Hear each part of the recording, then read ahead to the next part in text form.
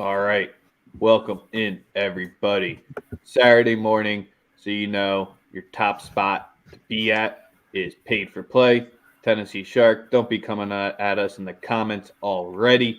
He's fired up, ready for today's show, ready for the winners. You know what it is. Saturday mornings means college football bowl games because that's where we're currently at, and the college basketball hoop slate. I got Steven Carlson with me. I got Sam Murphy, Dumb Brain Picks, and the Spin Doc. We got about 10 games that we're going to cover, recap our best bets and our cards at the end of the stream. But that's what you got going at us. Get your coffee ready, get your dog walking, whatever you need to do. This is your one-stop shop to get that Saturday cash to get yourself rolling. As usual, the show is powered by PickCity.com and Daily Bread Media. Make sure to be checking them out. We're live on the Paid for Play Twitter and Daily Bread Media YouTube. That's enough talking from me. Steven, how you doing today? I know your guys have a big game, so you got to save that for a little bit. Yeah, I'm feeling pretty good. I'm ready for the weekend. Right now I'm looking at a bunch of teams that have just been terrible to me. Pretty much all the teams I'm looking at today, I've lost on them consistently all year. And today's the last day. All right, if I can't get these teams right today, they're on my kill list. I will not bet on them the rest of the year. I do not care. Steven, always coming at it, fired up and ready. Spin Doc, how you doing? Still snowing? Yeah, actually, that's what I got to go do after we're done here. We got hit again last night, so got to go shovel the driveway off. And every year I ask myself why I continue to live in this dumb state. But anyways, no, I'm excited. Saturday, MAC and CAA, a lot of MAC and CAA games, which you'll hear about a little bit more in a second. Those are my specialty conferences. There's been 2 straight days with only like 1 or 2 MAC and CAA games. So I am fiending for a hit of those 2 basketball. Yes, sir. You know Spin likes to get down and dirty in those small conferences, so we got you covered in all aspects because we got Sam Murphy from the college football, and he's going to be showing up for our college basketball show as well. How you doing, my man? I'm hurting this morning. We had a office Christmas party last night. Did a little celebrating with everyone after. Might be a good day to fade me. Won a little $500 voucher. Be added to my paycheck next week, so might be a good day to fade me. I think I used up all my luck last night. All right, fellas, 2 guys saying to fade them to start the stream. It's our episode that's not the energy and the mojo we got because you know who he's coming here from one of our usual YouTube guys. Same with Tennessee Shark and Rory. So be jumping over there to be asking best bets, drop your plays. You already know what it is on Twitter. We have that up. We'll be monitoring it, but YouTube is the best way to be featured in the show. So we got to start it off with the college football bowl game that kicks off just in 10 minutes. So for the 50 plus of you that are here rocking with us right now, you are lucky.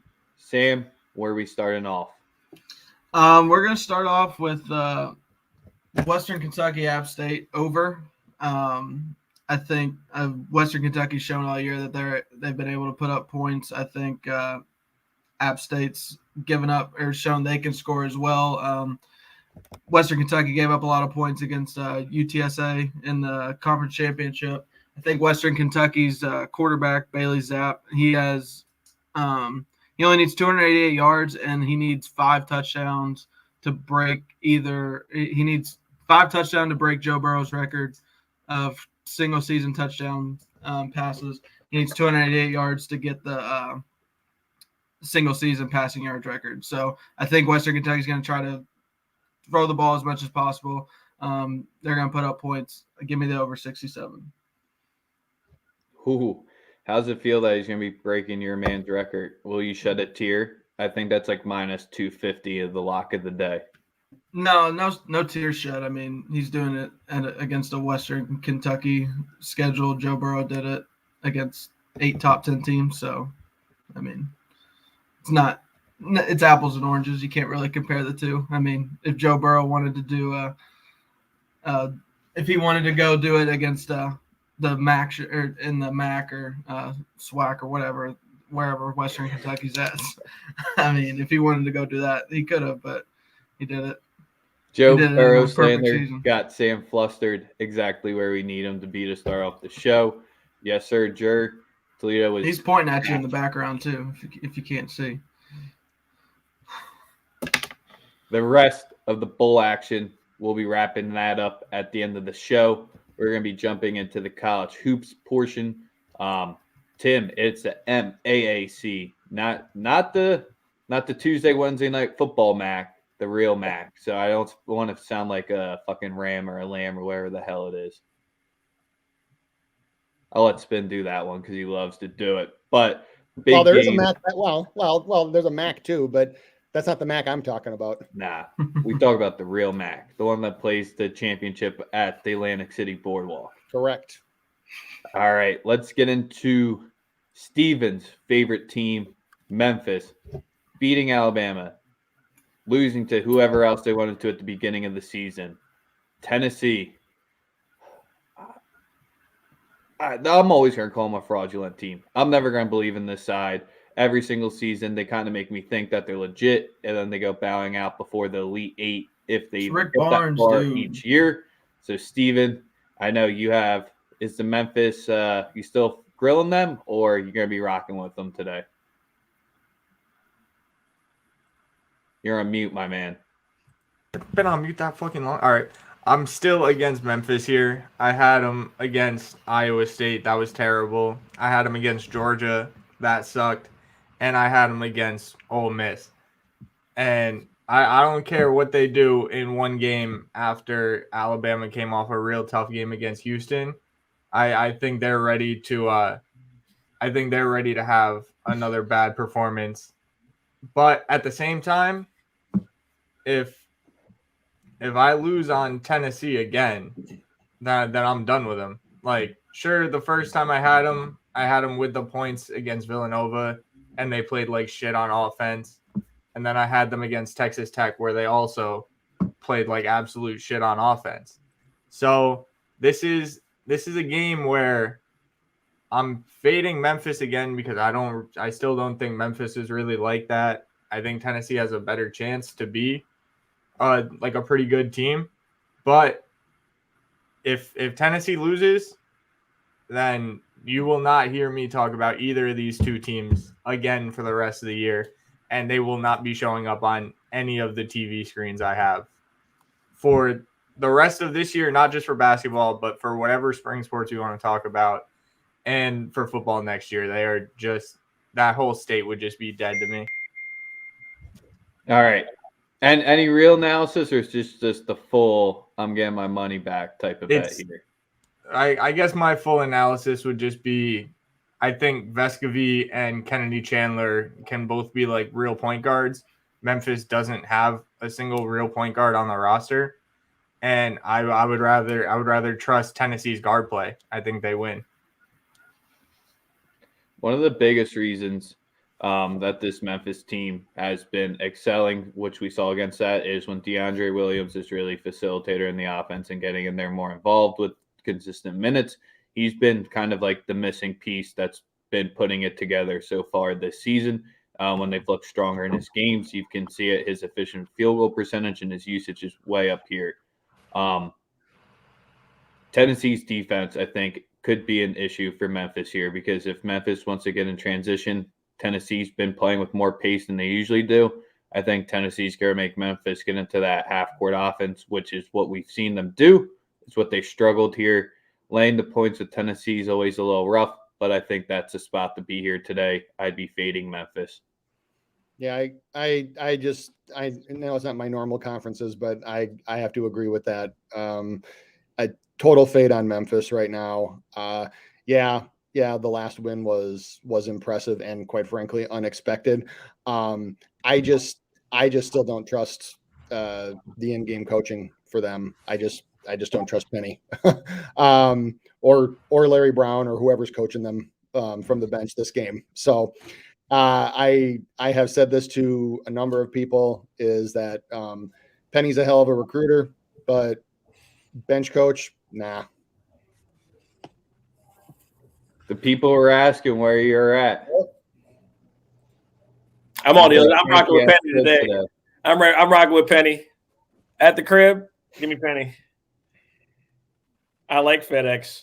I prefer them over my postal service. So I'm rocking with Penny and them today. Yeah, y'all are gonna fade. Y'all serious? Coming off that game, the last win. Hey, listen, all I know is this Memphis team's a lot more talented than people talk. Obviously, like y'all mentioned, they don't have a point guard. That does not faze me. I think they're athletic enough to pound the boards. And if you want to talk about a bad wait, guys, the game just got canceled. Awesome, great. Wait, my question is this: I literally refreshed the lines and it disappeared, and I was like, "Oh shit!" Is Rick Barnes good? If Penny sucks, then what does that make Rick Barnes? Oh, he's just been asked for lesser of two, and they just keep him there. I always go with the lesser of two evils, Sosa. That's what they said about a couple of elections. So they're arguing if you smoke in the comments here. But let's get into our next game. As usual, Sosa's rocking with us. We're going to be rocking with 5 guys here for the next 40 minutes, getting through the rest of the games. We're going to highlight for everyone that's just been tapping in with us. Sam, you're rocking the over in Western Kentucky versus App State, correct? That game kicks off in 4 minutes for football. So that's the one play that we've given out. We'll recap our full cards at the end, but let's get into the Crossroads Classic noon game. Butler, Purdue. Purdue laying 15 neutral site court here. 132 with the total. Kind of think that's a little low, but is Butler going to be able to score against that Purdue offense? Who the hell knows? Sam, what we liking here? You're on mute as well. Big day in Indy. I was saying before the show, we got Crossroads Classic, Purdue, Butler at noon. We got Indiana, Notre Dame at 2:30. Then you got Colts, Patriots tonight. So it'll be a fun day in Indy. I like Purdue minus 15. It's a big number, but they're far and away better than Butler. Butler hasn't shown they can really score. The 132, Butler unders have been pretty good to me this year so far. So but I think Purdue's still going to be able to score. So I'm not going to play a side on the total. But I do like Purdue to win big here. Ben, what are you liking for this one, if anything? No read on this one. I think that if you're going to take a side on this one, it's Purdue or nothing. I would totally agree there that they're just so far and away better. Yep, as we'll do, since we got 5 people here, we'll go quick hits through the games when we give it. My thing here is Butler likes to play in that half-court offense.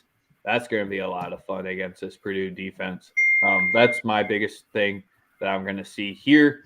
Sosa, what are you liking for it? Then we'll wrap up with Steven. I agree with y'all. 100% is Purdue or nothing. That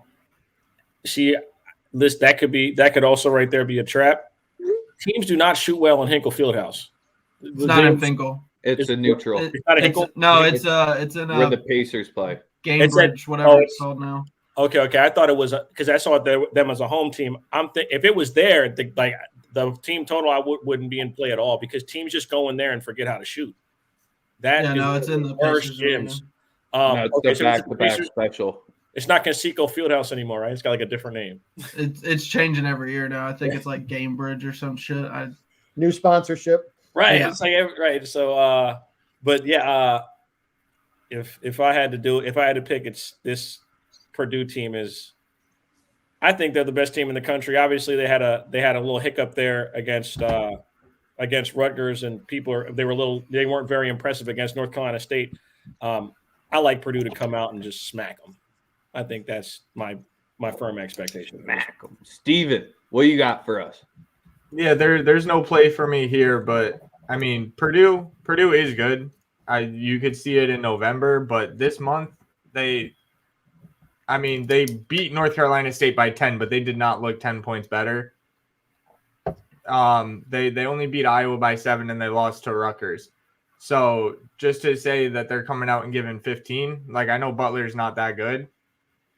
Or not as good as their record at least, but I'd be afraid to touch either side here. What you could do is you could wait, and if Butler keeps it close, or if you think Butler's going to keep it close early, wait and see if you can knock 3 or 4 points off of it and just hit it live. Try to get it at about 10 or 11. I'll add Purdue or Butler under 58.5 to my card. I don't think they can score, and I think they're going to slow it down too much. If they try to slow it down and they can't shoot very well, I don't know how they kind of get over that 60-point hump. But I do like Purdue big here. Yeah, Purdue's size just gives teams so much trouble in the half court. Their size and their length, and so unless you have a bunch of bombers that can make them extend out and beat them from deep, and I'm even talking beyond the 3-point line. If you're going to try to play half court offense against them, their size and length just gives you all kinds of issues for scoring. So I 100% concur with Sam on that one. All right, that's the first game in the back-to-backs. Sam, I'm disappointed you're not going. Dude, I mean, I gotta go to Spider-Man tonight. I got more important. All right, nothing more important. If he's saying Spider-Man's more important, then you forget I can add myself back. Right. He's back. I forgot he had admin rights to this shit. Oh, you're going to the movie now? I'm like, what the hell? Movie theater opens this early?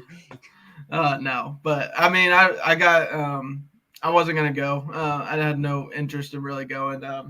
If anything, I was gonna do. I've been trying to get hands on Colts tickets. Didn't do it, so now I'm going to Spider-Man.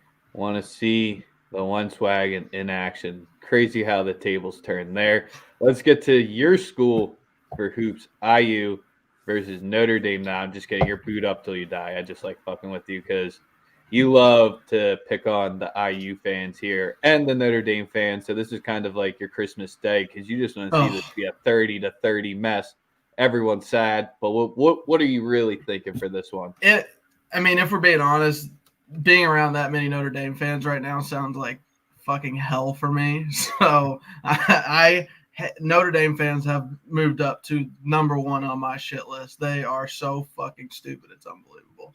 But I will ride with Notre Dame today. I haven't seen Indiana be consistent enough. I mean, they pulled away late against I don't even remember who they played last Sunday, but that was the last game I was really watching and paying attention to. Indiana's just been so inconsistent.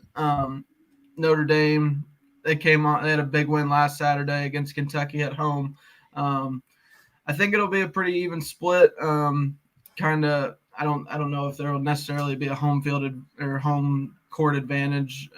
So give me Notre Dame in the points. Indiana just hasn't shown me enough. Show me enough this year to where I can back them. And I mean, the Syracuse game, I think it was, I feel like they should have won that game pretty easily, and then blew that one. They've blown 20-point leads already this year. Give me Notre Dame in the points. I'm not confident enough in money line though. Not confident enough to money line them. The last 3 times these teams have matched up, IU has won each time. Steven, what are you liking here?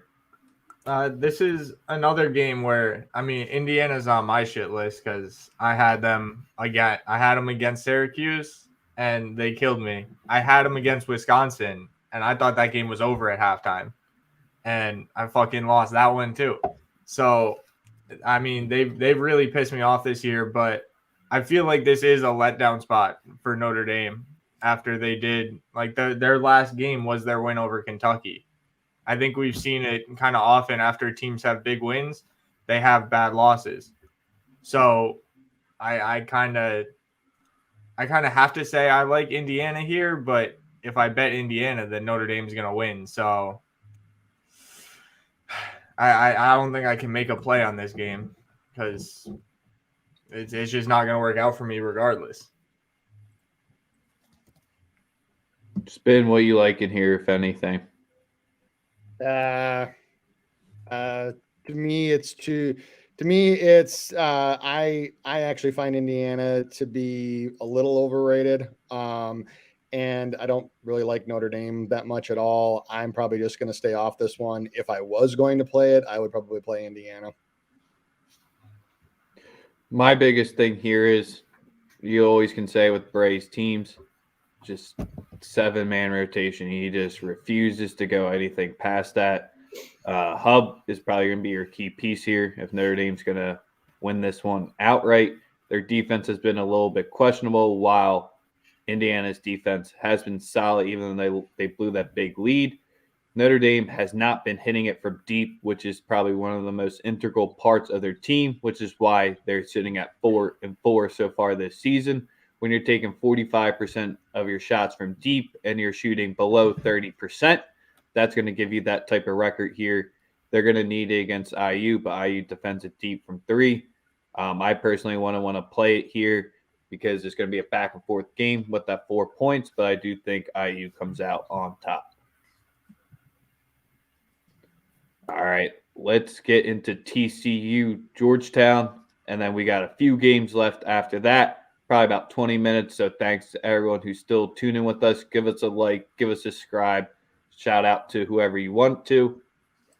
Steven, you want to talk about TCU versus Georgetown and this TCU team, man. Are they legit? I don't think they're that legit. After watching Georgetown last Saturday against Syracuse, I mean, we kind of knew it coming out of high school because he was a 5-star, but Aminu Muhammad is really that guy. Like, he can pass for them, he can get them 12 to 15 rebounds, and he can put up 20 points. And again, it's unlimited range too. Yeah, I'm listening to what Sosa said last week. Georgetown at home on a Saturday against another Power 5 team, bro. I will take Georgetown. I mean, I missed it last week. I'm not missing it again. I'm taking Georgetown money line here. Ooh, I like that, where you're going with that one. Sam, you got anything here? I got nothing. I just these two teams. I haven't. I mean, you know me, Rex. I haven't been able to get too deep into college basketball yet. Still kind of got football on the brain. Mostly just pick my spots to watch bigger games, but I have not watched any of TCU or Georgetown, so I got nothing on this one. Like, no, I'm not that much of a degenerate. There's Coffee La Columba Johns or whatever. When the teams are this close, I think there's a few specific metrics that I look at to kind of break ties, and Georgetown wins on almost every single one of them here, specifically 3-point shooting. So for sure give me Georgetown on the money line here. Yeah, complete difference of pace as well, because Georgetown, they're up and down the court. They're going to press you. TCU, they kind of apply that like 3-quarter court. I'm annoying as shit. I'm going to press you and just get my defense out of whack if you don't fall back quick enough. Spin knows about that. Can work against you when you do that 3-quarter bullshit, whatever it is. The biggest thing about this team is neither of these teams foul. So you're probably going to see a pretty clean game here. Both love getting their second chance points. I got to be rocking with Georgetown here as well with the fellas. I just need to see Georgetown center, just any of them, assert their presence, and this team could probably make a run like they did later in last season with that Big East tournament run. Yeah, and even if they do, it might not be the best thing because Georgetown shoots just over 70% from the line, and TCU is sub 70%. So it's actually probably a good thing that they don't go to the line that much. Man, this one guy loves speaking in codes. All right, Spin. It's your happy time. Everyone, mid-major time. Mid-major. All right.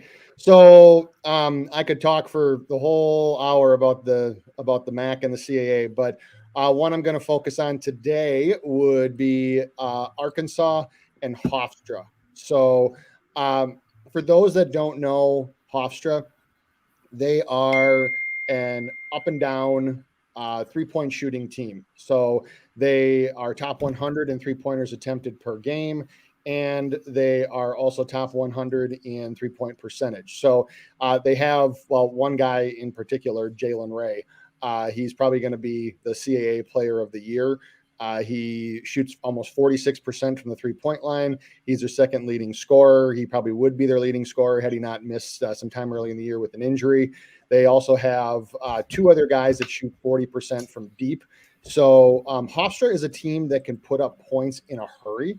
And obviously that, we know that Arkansas plays at a really fast pace, and they can put up some points as well. However, Arkansas does not shoot the 3 very well. So they're actually forecasted against an average opponent. They're sub 30%, which is actually sub 300 in forecasted 3-point percentage. So the spread on this one is 12.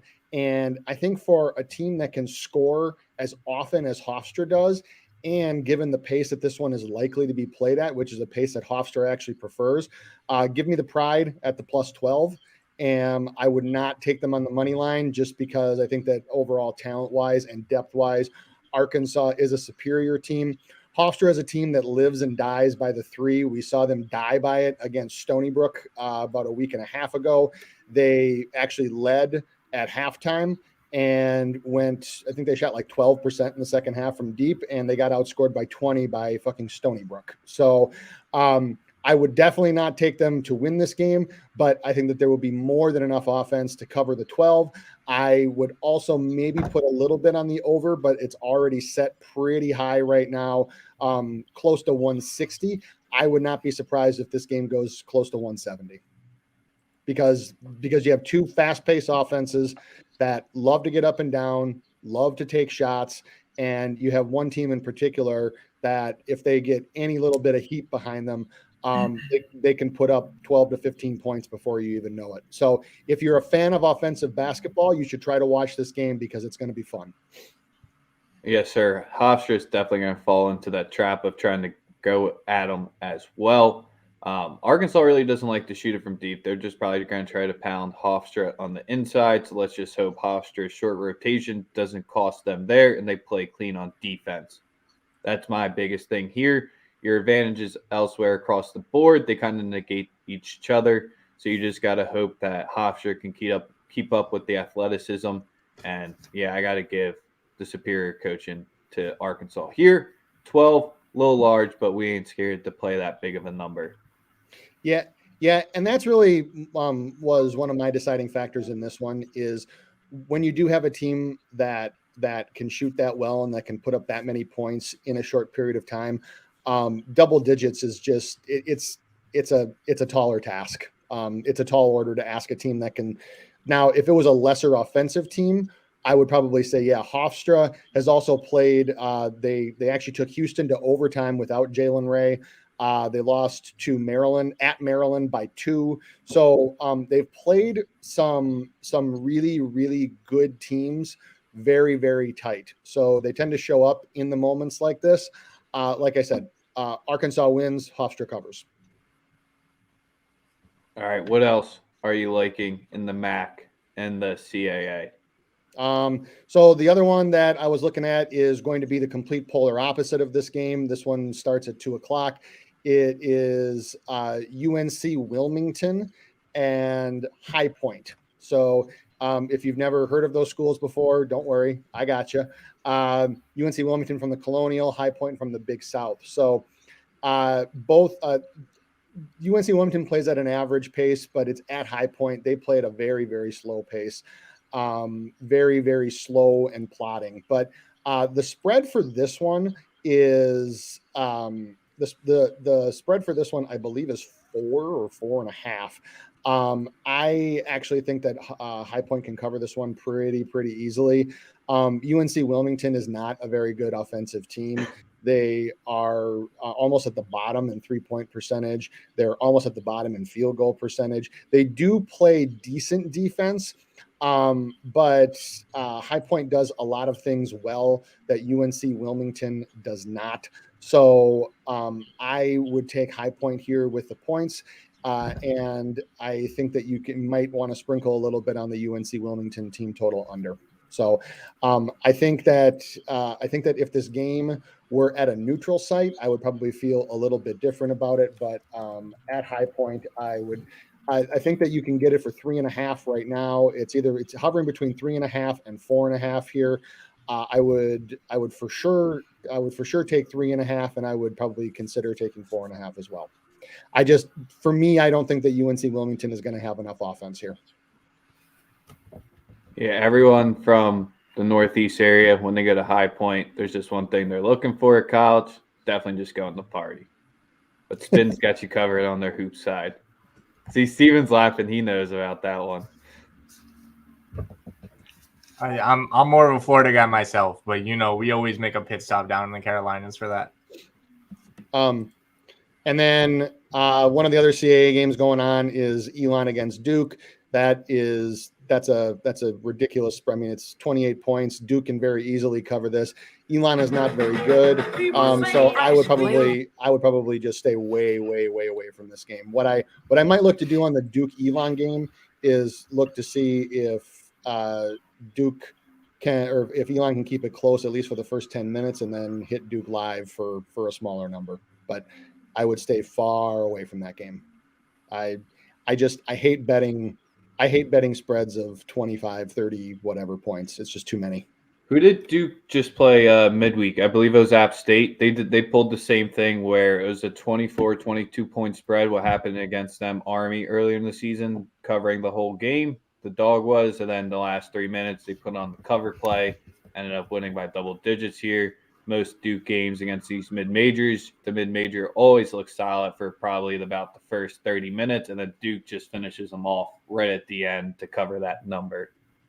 Yep, that's one that just screams backdoor cover either way. So I would, whatever side you like in that one, which I can easily see it being just a Duke stomping, is wait and do it live. Don't even touch spreads that big. Pre-game. All right, Steven, it is your time. Well, you will be sweating today. Don't worry. There's no hot sauce shot bet yet. It was Sanogo Martin were questionable. This opened at 9.5. I see it's dropped to 7.5. Was one of them ruled out for today, or is that just the betting public on Providence? I'm pretty sure Sanogo's still out. He was the one who was supposed to be out a little bit longer anyway. Though, his ribs kind of injury is it just takes a little bit longer to come back from than Martin's injury. And even though Martin's back, I think it's just the type of player he is. I don't think he's 100% yet. And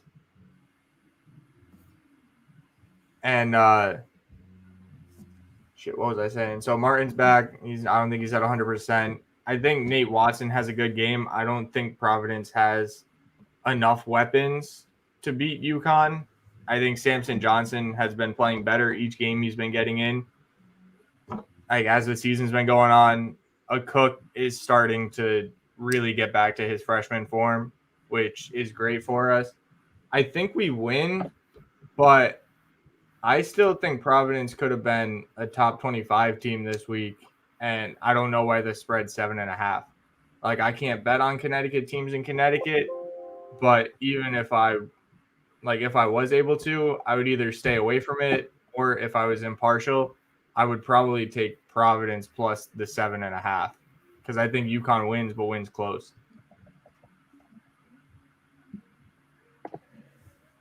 Yeah, that's kind of where that 9.5-point spread. It definitely seemed like Sanogo was going to be going today. I think he's one of the biggest pieces to that UConn offense going so far this season. And Providence, I mean, both teams have had a pretty tough schedule. Neither team's going to try to push it up and down the court that much.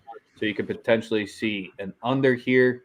But both of these offenses have been having very efficient points per possession so far this year, more towards the top of the nation here. Connecticut's biggest issue so far is even though they have that deep rotation, they've been pretty prone to fouling, and Providence has been living off that, a la the Texas Tech game, where they won that game outright just by getting to the line 15-plus more times. So that's the one way, as Providence as the big dogs, one way for them to kind of win this one easy, which I don't think they do, would just to live at that foul line because you just completely take the energy out of the building there.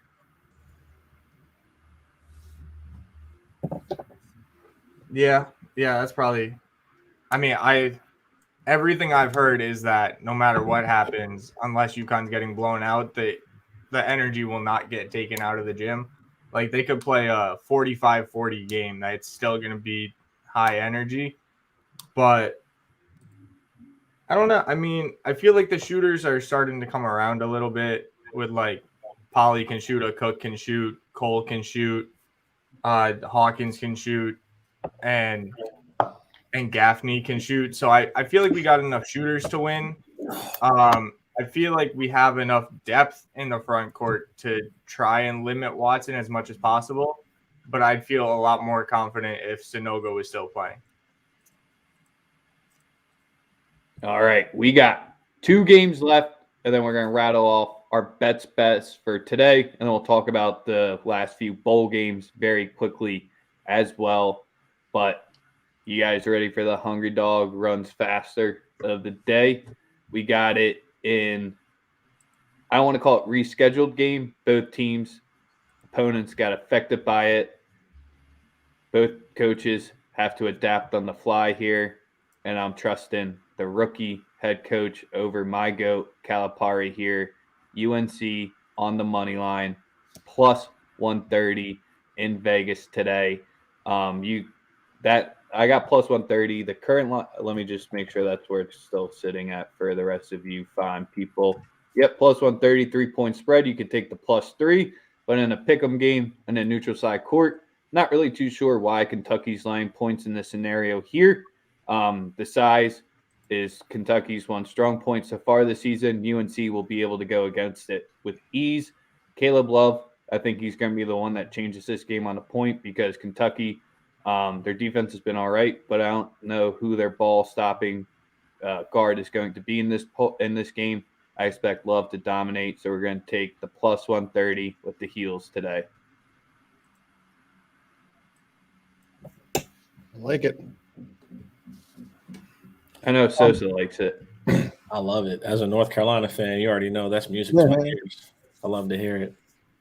I was just gonna give out for anybody that does follow betting trends. If for anybody that follows like where sharp money's going and reverse line movements and stuff like that, some of the early games that have some of the biggest differences and trends that way for anybody that again that follows it would be Dayton plus 3.5. There's a pretty sizable difference and some sharp indications there.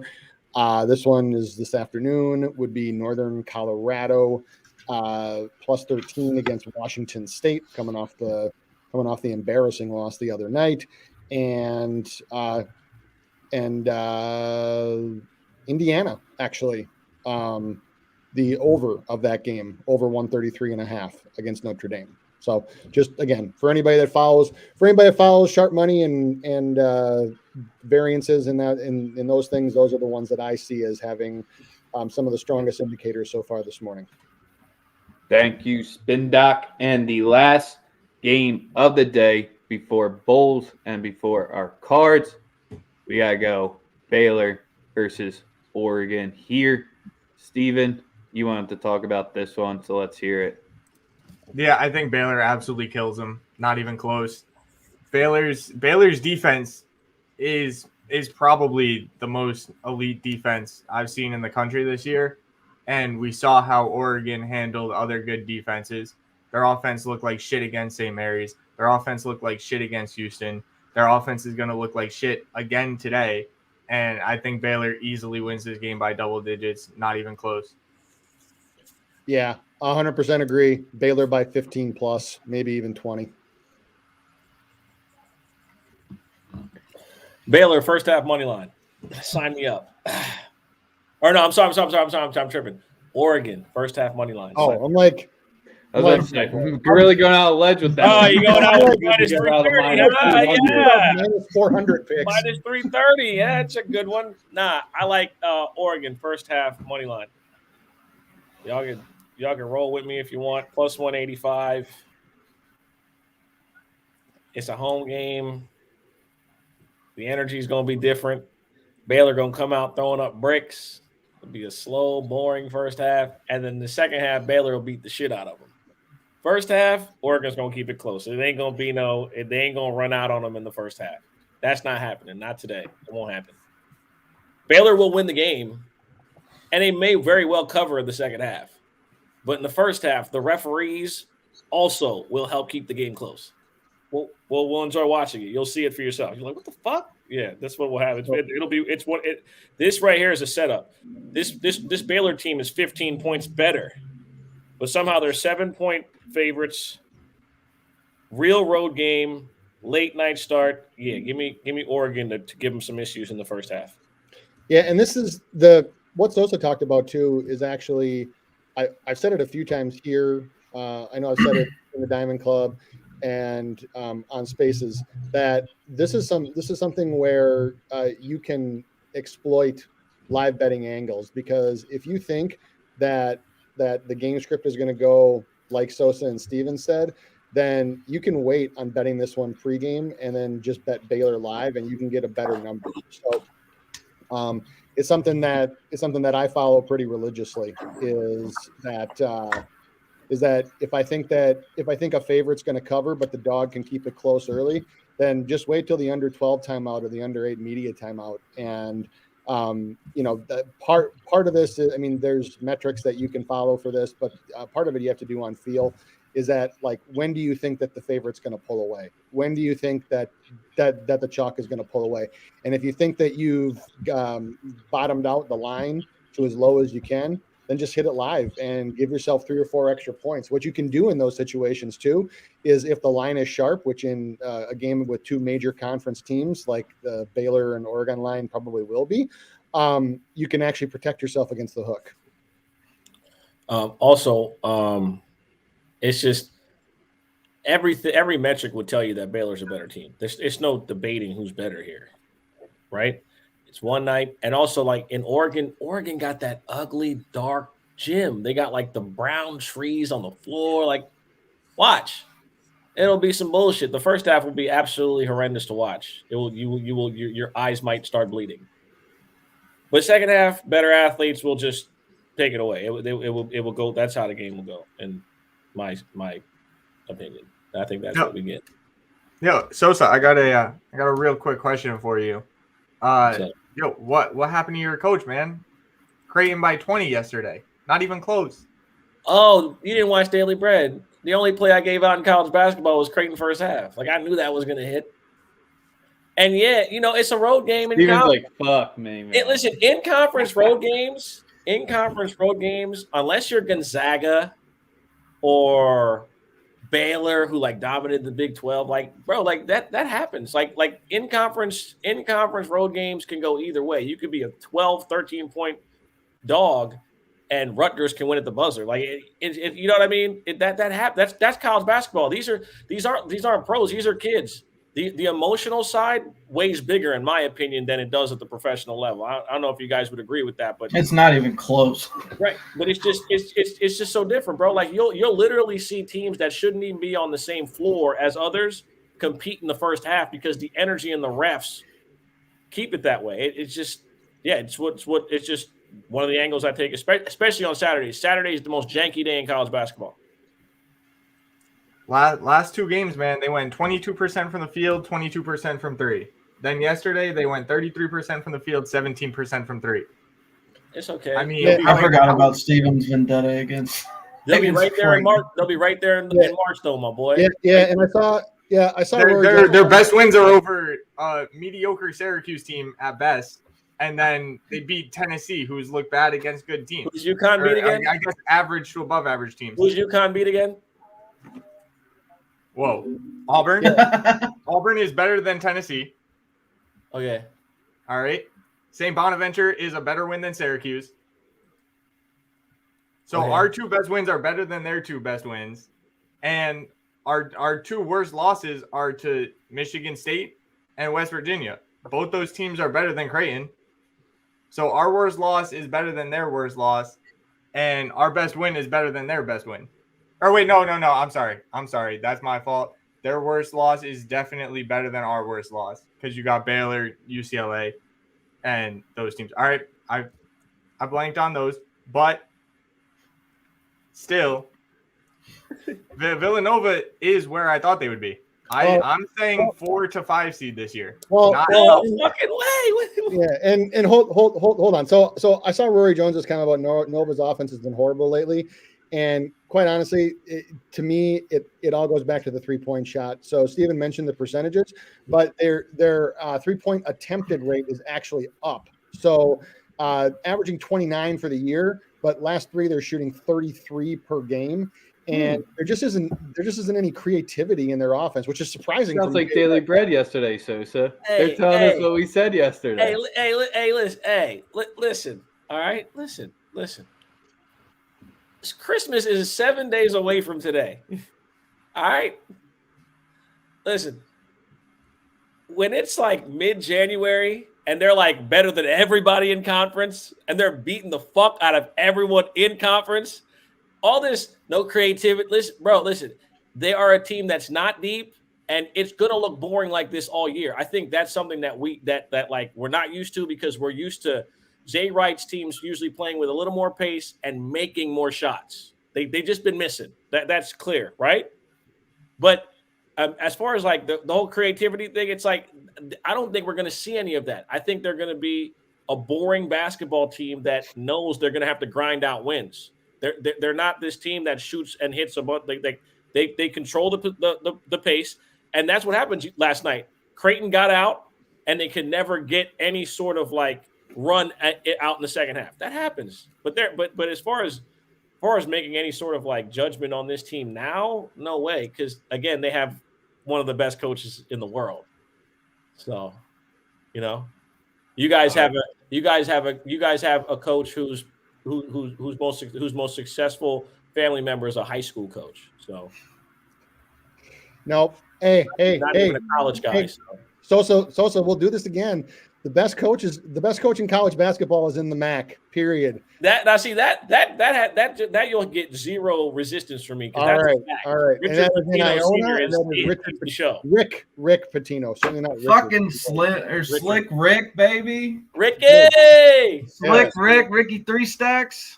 Rick Pitino, man. Rick Pitino. Strippers for everybody. All right, strippers.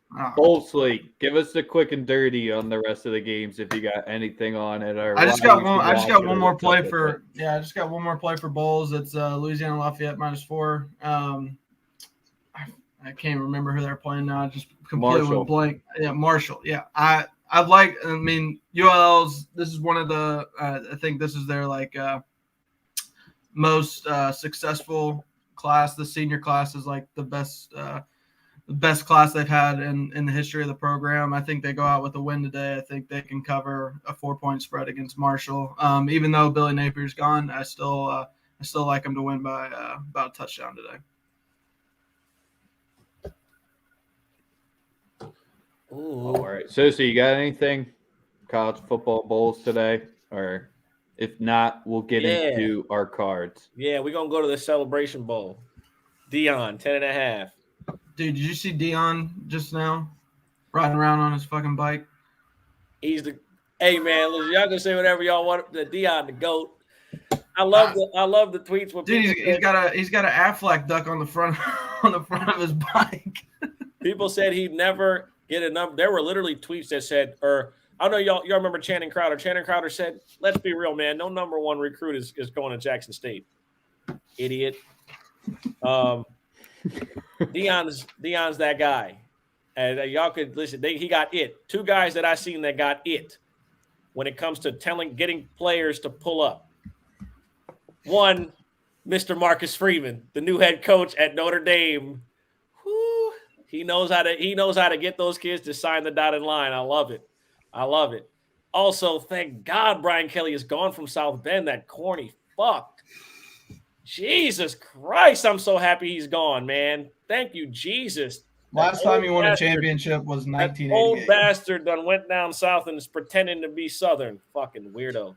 But yeah, the only play I have today is Jackson State -10.5. Dion and his sons get it done. he built the powerhouse overnight. He went to Texas, became a high school coach, got into the recruiting pipeline, and he's showing I can get players to pull up where I am. It's just a matter of time till he probably gets the Florida State job. Even though I think people are looking at, he took a recruit from Florida State, but it's bigger than that. At the end of the day, if Florida State really wants that program to come back, they're going to have to give him the job. He's the only guy that can do it there, period. Other than that, I have nothing else. For me in the Armed Forces Bowl, it's Army or nothing. That's pretty much the only takes I would have for today. But minus 10.5, Jackson State. Let's go. Really shows the knowledge of Notre Dame fans that he just mentioned 2 coaches to get players to sign on the dotted line and didn't mention Nick Saban. Army game is Wednesday. That's like saying the sky is blue and, come on. You said the 2 best coaches that get players to sign on the dotted line and didn't mention Nick Saban. Hold up. I didn't. That's why you only won shit in 30 years. Oh, is that why? Yes. Oh, because I could have swore that the coaches that y'all won with can't even read. Exactly. That just shows how good of a school it is. Yeah, I mean, the alma mater, and you don't, and a lot of the players don't even need to learn how to read that go to LSU. What do you the coaches and players? That's fine. I'm just saying, I ain't come to play school. I'm coming here to win championships. Okay, you're right. You got me there. You got me. I got nothing to say. You know what I'm saying, I'm just glad we'll be able to contend with guys that can read and make up girlfriends. That's a low blow. All right. Warranted. Saturday mornings, you know how they get with us. Let's recap our full cards for today. Sam, I know you got one in action, but let us know what you're playing for today. Yeah, one in action right now. It's 14-7, 3 minutes to go in the first quarter. WKU or Western Kentucky App State over 67. Looking good right now. Beautiful. Pays to have notifications and subscribe to us because you would have been in with us when Sam gave that out right at the start of the show. But what else you got for us? Just recap what I've given out already. Purdue minus 15.5. ULL in the bowl game -4. Sorry, I'm scatterbrained right now. Notre Dame +4. LSU guy, Butler, LSU guy, Yeah. That's Butler under team total under 58.5. And then Steven was wrong earlier whenever he said Baylor's defense was the best in the country. LSU's defense is the best in the country. LSU -9. And LSU La Tech under 145.5. So I just remember the days. Never disappoints. Sam Murphy always keeping it hot and ready. Took a Saturday off last week, feeling good and ready, even though he had that holiday party last night. I remember the days or last season whenever me and Rex were doing this, and we were just begging Will Wade to have a defense. And now look where we're at. So I'll take it. Booting up, spin. What you got for us today? Yep. So I've already given out Hofstra +12, and I also like the over in that game of 158, 150, whatever it is. I think that game goes over 160. I think you can play it up to 160.5, maybe even a tad higher. I gave out High Point -3.5 or 4.5. I think you can take either one. And another one that I want to give out here is, so one of the, I've posted this a few times. One of the things that I study pretty intently is shooting gaps. And what I mean by that is the percent difference in team's field goal percentage versus their opponent, specifically from the 3-point line. And Alabama A&M has the worst 3-point gap in all of college basketball. So the difference between them and their opponent, what they make and versus what they give up, is over 10%. That's almost unheard of. So Alabama A&M is +14.5 today against Indiana State. It's at Indiana State. Take Indiana State minus the 14.5 here. Indiana State has a decent 3-point shooting offense, and there's a couple other metrics that we don't have time to go into. But I've actually followed that pretty significantly throughout the year. Is that teams that can't defend shooting compared to that obviously that shoot the ball well. So, and then for another one that I'll give out is in the Albany and Niagara game coming up. That game is going to be boring as shit. Both of those teams play slow. Albany specifically can't shoot. So I will also give out, don't go heavy on this one, go minor on this one. Albany team total under. I think it was at like 56.5 or 57.5 or something like that. Steven, what do you got for us today? Yeah, so I mean, my first play, the game's already canceled, so not a great start. But I like Georgetown money line.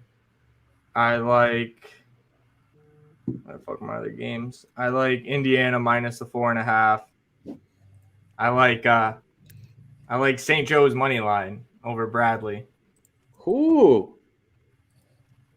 I'm also on Wichita State minus 3.5. And there was one more game that I like. Or two more games that I like. I'm on Utah minus 3.5, and I'm on West Virginia money line over UAB. Sosa, what do you got for us? All right, man. I'm back to my Saturday formula. It worked out last week, so here's what I'm rocking with tonight. All right. I'm going Gonzaga minus 5.5 in the first half. All this Texas Tech talk, all this talk about Gonzaga not covering spreads and losing a couple of games, they put that to bed rather early tonight. I think they beat the shit out of them. Gonzaga's they're going to moonwalk through the season. They're going to just play for one thing. They're playing for March. All that undefeated shit the last couple of years is out the window. They're going to take games off. There are going to be nights where they don't look great, but please do not let that confuse you. They're right there with anybody talent-wise in college basketball, if not the very best team. So they will dispel all that tonight. Gonzaga comes out tonight and beats the shit out of Texas Tech. That I believe that happens tonight clearly. My second play is Georgetown money line at the crib, 2 p.m. start against TCU. TCU is a football school. I don't know why the fuck you would bet on them in basketball. My third play is Georgia Tech plus 4.5 at the crib against USC. Home dog. They cashed me in the first half last week. I got greedy, took them full game, and then LSU beat the fuck out of them in the second half. Full game was a bad choice. That was not cool. The other two plays that I like are St. Louis plus 2.5 first half against Auburn. Although Auburn is the more talented team, I expect them to come out flat in the first half on the road against a St. Louis team that's good, not great. Out of conference matchup showing up on the road. I think Auburn struggles in the first half. Give me St. Louis minus 106 plus 2.5. And the final play is Oregon first half money line plus 185. Those are my best bets for Saturday. That's what I'm rolling with and what I have my money on. All right. What I got rocking with us today, a play that wasn't given out yet. I'm rocking Austin P plus 15.5 going into Vanderbilt today. After this game, Vanderbilt off to the island in Hawaii. So you know where their mind's at for Christmas. This is a game where they're going to get in, get out. The game before the break or game before the Hawaii travel is real. Austin P, sure, their offense ain't great, and you're going against Scottie Pippen Jr., but they're going to keep it within the big number here. Second play, we already gave it out, the UNC money line plus 130 against Kentucky. Third play of the day that we got going is George Mason on the money line plus 110 going into Georgia. Georgia had their win off Memphis, win against Jacksonville, so they're feeling themselves after. Sosa still likes this Memphis side. I think today's a big letdown spot. Mason finally got the ship right after beating Navy in their last game. Big one to try to turn the season around before conference play. I like Mason to go in and win outright. Another play that I got rolling with today is the over 149.5 in the Stephen F. Austin going into Kansas today here. Kansas is a wrecking ball right now. They'll get 85 plus. Stephen Austin should break that 70 marker. You could potentially wait for a little lower number live, but I like this game to get 160 in here. Those are the 4 plays that I got with rocking today.